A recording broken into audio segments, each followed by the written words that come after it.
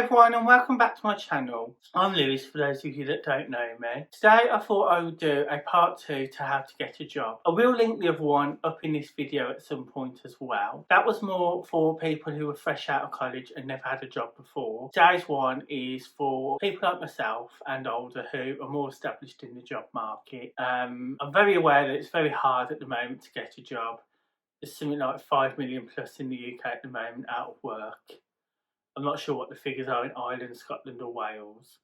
It's quite high at the moment in England and it's impacting everyone with what's gone on at the moment. Some people are returning back to work and some people have unfortunately had to look for another job or a side hustle, haven't they? So I want to help people with my own personal knowledge on what I found when changing jobs and applying for other jobs. I'm not a careers expert, but this video is just to give you some ideas. You might think, oh, he's just said this, but this isn't on my CV or whatever.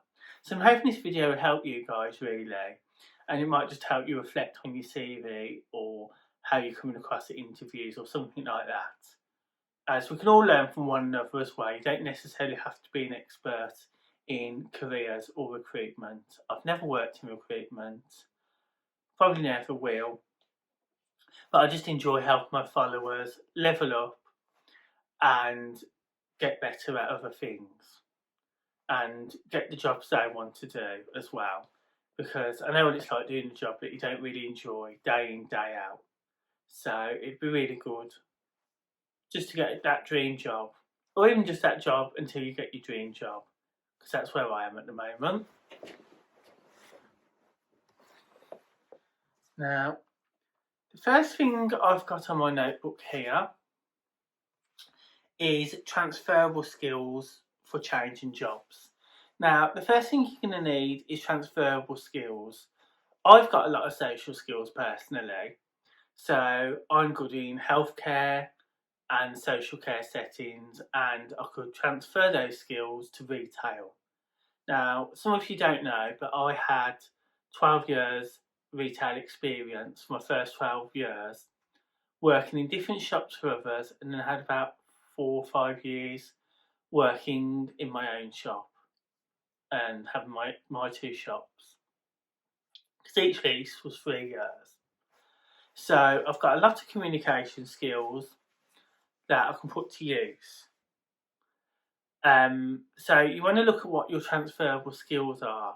You might be very good at finance. That doesn't just mean you have to work in a bank. You can change from working in a bank if they make cuts or redundancies to working in an accountancy firm.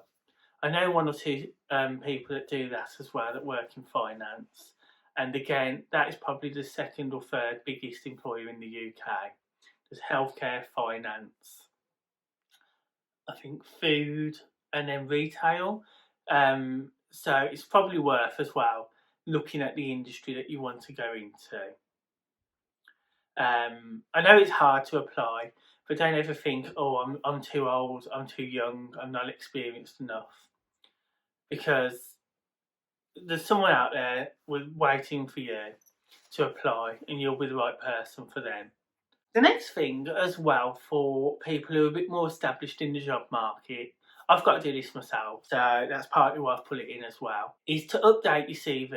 Now, my CV hasn't got my previous employer on, it hasn't got my YouTube, and it would have had my maths, but I haven't been able to do that with the pandemic. So they're the 3 things I would have liked to have put on. But for now, I'm just going to put on that I've started my YouTube, what I'm achieving with it, what I want to do with it. And I'm going to add that under interests maybe on my CV. Or now I'm monetized, I might add it as a job and put it as a part-time job on there. The other thing you can do is update the hobbies as well, like I said just a few minutes ago, because no one wants to read hobbies that you did when you were 16 but now you're 36 with 2 children. So you need to update them as well if they're relevant, because you only get to interview and the interviewer says to you, so Sophie, when did you last go swimming and how many lengths did you do? And take an interest in you, And you say, what do you mean swimming? I haven't been swimming for 10 years. So yeah, you do need to update your hobbies as well and just do a review of all your CV. Now, there was a company that contacted me about reviewing your CV. I highly recommend you don't waste money, because if you haven't got a job, being made redundant, you've lost your job, you haven't got money to waste on that. And even if you have got money and you're just looking to change careers, I still wouldn't waste money on a CV review. Because some of the stuff they said to me was complete nonsense, so I wouldn't be recommending them. It's just another way to scam you and get money out of you, which on my channel are all about saving money and investing in ourselves and the people we know and love as well. Oh, another one here is qualification. Now, qualifications are very good. Now, I recommend personally 50% experience and 50% qualifications is a good idea to have, depending on your industry. I've started looking at my maths and English. I've got all my English now to a certain level, and now I'm trying to work on my level 1 and level 2 in my maths to finish that off. That means I'd be able to have better jobs, either employed or self-employed. Employed, I was looking at like the RSPCA, and even for that you need GCSEs just to be an inspector, which is completely crazy because the money isn't that great, I'll be honest, when I looked. It's just about minimum wage. So, levelling up your qualifications. Again, I know there's people that I work with and I've seen out and about and I've spoken to, and they say, oh, I'm too old to do this qualification and that qualification. You're never too old, and that's not the right mindset. You need to just think, I'm going to do this qualification, and when I retire one day, I can look down at all the things I've got, all the places I've worked, and all the things I've learned.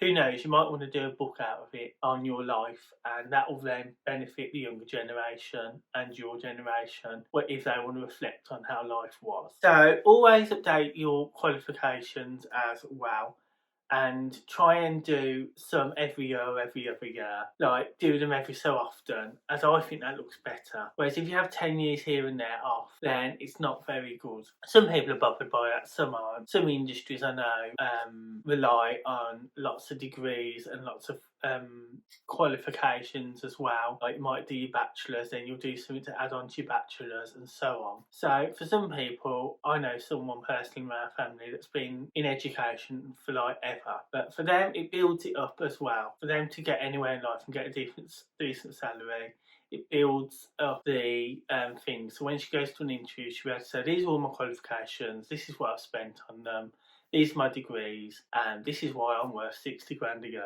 and this is what you're going to pay me, for instance. The other thing I've got down here is the benefits of changing job. Now, what I mean by this is it's all very well looking at another job, thinking, oh, this is going to be great, I'm going to get more money, I'm going to get more holiday, I'm going to get this, I'm going to get that. But you need to be very careful, because the one thing I've got here is pensions. Pensions are what you get when you retire. So you don't want to have loads of different pensions everywhere. You only want like 2 or 3. Otherwise, if you're like me, where you keep changing your job, it's a hassle. I've now got to fill out all legal documents from one job where I worked to transfer some money, which isn't like nothing, into my main NHS pension. So that's the other thing as well people have told me that they're concerned about. If they change jobs, it's not always that they're too old, but it's that they've got pensions to worry about and mess around with paperwork. And a lot of people, let's be honest, are too busy to mess around going through 5 different pensions from 30 years ago and keep changing all the pensions into one pot. It's not made easy, they do it on purpose so you don't bother. But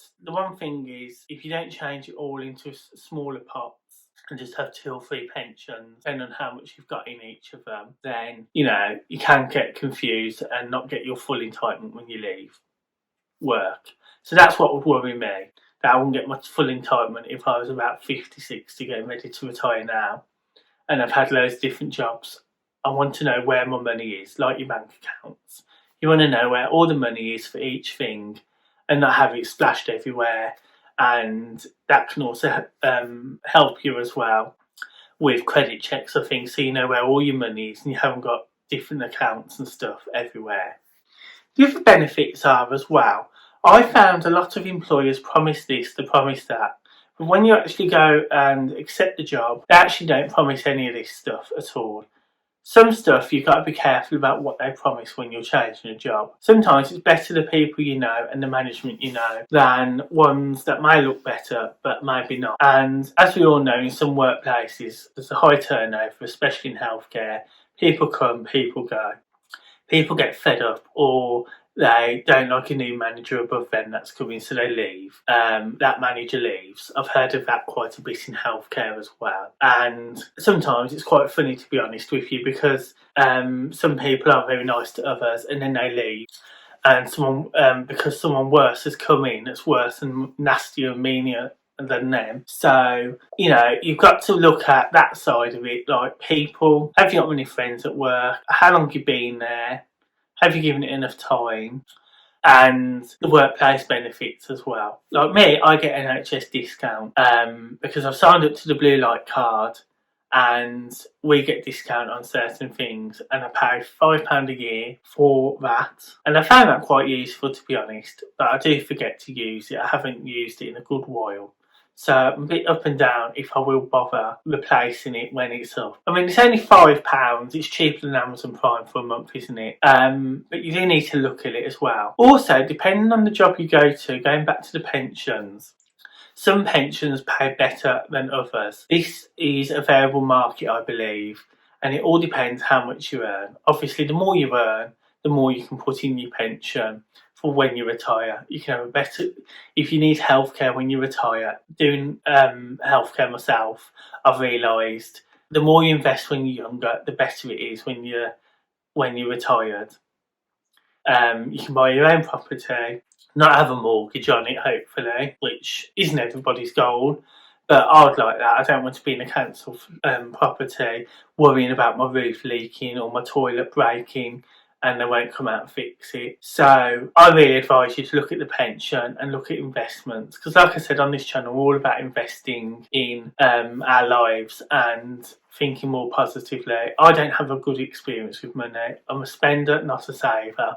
So I'm trying to save up more as well. And I hope by doing these videos it helps you guys as well. The other thing as well, I haven't got it on the list, but I've just thought, the other thing as well is what can be quite hard when you've been settled with your job. Maybe you've got a bit complacent, I don't know.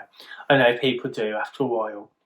Is you get used to the people, and some of the things is it's hard to jump onto another one, land, and you're new. Whereas when you know all the management and the friends and that can really help you.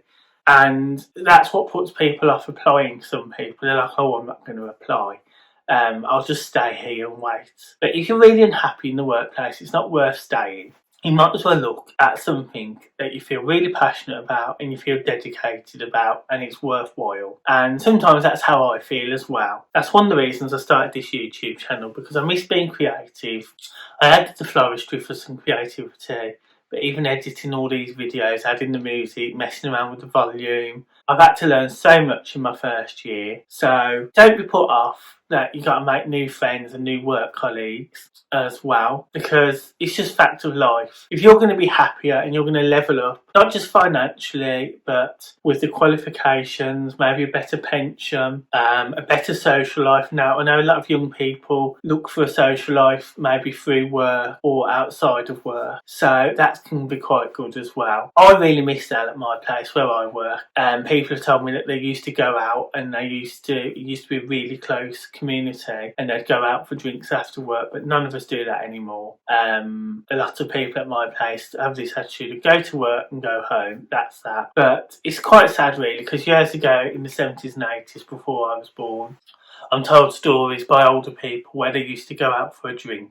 Like if you worked in the police force, you'd all go for a drink. Sorry, I'll just keep my ring tight. So what you do is you go to work, and then at the end they'd go for a drink. I think teachers years ago as well used to do that, but now they're so overworked and exhausted, they just want to go home, see their husbands, wives, boyfriends, girlfriends and whatnot, and their children. So if you can get a social life, that's very good as well. Now the other thing I was going to mention as well is look at your travel. Whenever I look at a job, I look at how far it is. There's no point getting a job that is an hour away and an hour back, because that's 2 hours a day where you're going to have to travel. So really, you do need to look at how far it is and work it out. For instance, if you're on the lowest wage, national minimum wage, and you're getting £9 or whatever it is now an hour, but you're travelling 2 hours or more, and then you're travelling 2 hours or more back. Let's say, for instance, you're travelling 4 or 5 hours a day to and from work combined. You don't want to be travelling that far, because unless the money's really good, then you're just spending money on travelling and you're not actually making any money. You're sitting there at the end of the month going through your bank going, oh, I've got paid all this money, but where's it all gone? It's all gone on my travel and my fuel. So that's the other thing. Some workplaces do pay travel expenses, but most I've worked at don't. They only pay if you're at work, and not many employers or any pay you to go to work. They just pay you once you're there and you started. So getting to and from work is your responsibility, and it's your cost that has to come out of the wage at the end of the month. So yeah, definitely consider not travelling too far. You can look at neighbouring areas, but for me, I personally wouldn't travel the other side of the city every day, 5 days a week, just to do a job which is minimum wage. So you got to look at that as well, because then that takes money out of your future investments when you need a new car, if you need to move house. If you need to save up for a holiday, you need to save up for a new roof on your property, new guttering, or anything like that. You don't know what you're going to spend in the future, do you? You don't know. The boiler might go, that can be up to £5,000, I've heard, as well, if your boiler breaks down. So anyway, I hope you enjoyed this video and it's helped you think about getting a job in the jobs market. I've really enjoyed doing it as well. So please leave a thumbs up and comment below. And my Instagram is at lewisbrainx. I have started posting stories on there and some posts, but I'd love you guys to get involved, because I've kind of set it up for you guys to get to know me better, and I do want to do some Q&A videos as well. So it'd be brilliant to have you pop along and join in with the comments on my Instagram, as I've just got 1,000 subscribers on here, which I'm really happy with, and I will be doing a giveaway on my Instagram as well. I'm still planning that, but I need my interaction to level up before I can do that. So that's all for now then, and I'll see you soon. Bye!